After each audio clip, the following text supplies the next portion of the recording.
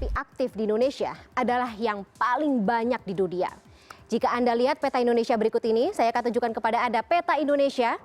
Deretan gunung api aktif ini berderet sepanjang 7.000 km, membentang dari ujung pulau Sumatera, Jawa, Bali, Nusa Tenggara, Banda, Sulawesi Utara hingga sampai ke Halmahera.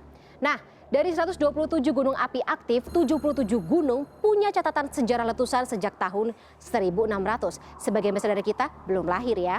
Ada 29 gunung yang punya catatan sejarah letusan sebelum tahun 1600. Dan 21 gunung dengan tidak ada catatan sejarah letusan sama sekali, tapi masih memperlihatkan jejak aktivitas vulkanik.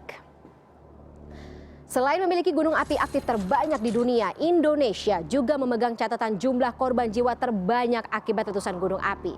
Dilansir worldmapper.org, dari kurun waktu tahun 2000 hingga 2017, sekitar 367 jiwa tewas akibat letusan gunung api. Tapi sayangnya, dari 127 gunung api aktif yang ada di Indonesia saat ini, baru 69 gunung yang dipantau oleh Pusat Vulkanologi dan Mitigasi Bencana Geologi atau PVMBG. Nah, untuk Anda, masyarakat Indonesia yang tinggal di daerah terdampak gunung api aktif, tentunya harus mempersiapkan diri dong apabila terjadi letusan gunung api.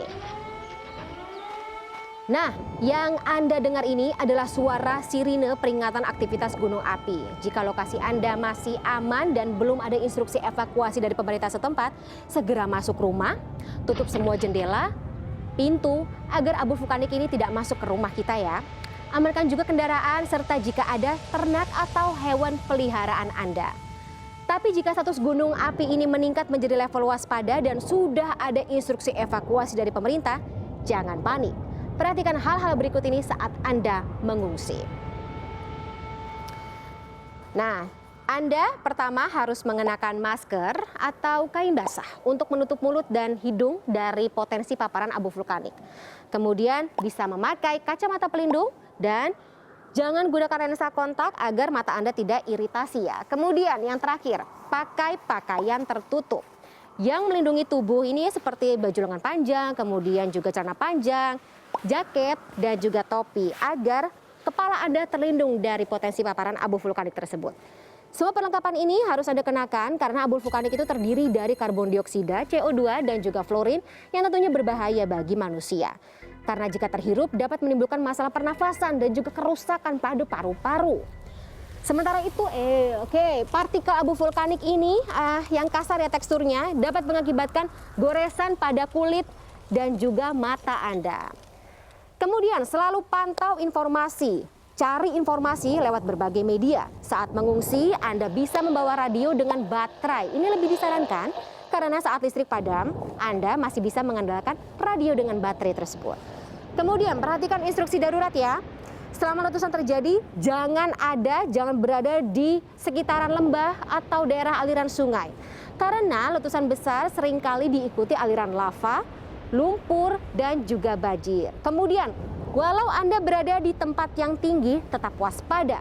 Lindungi diri Anda dari paparan piroklastik ya, atau muntahan bebatuan saat terjadi erupsi.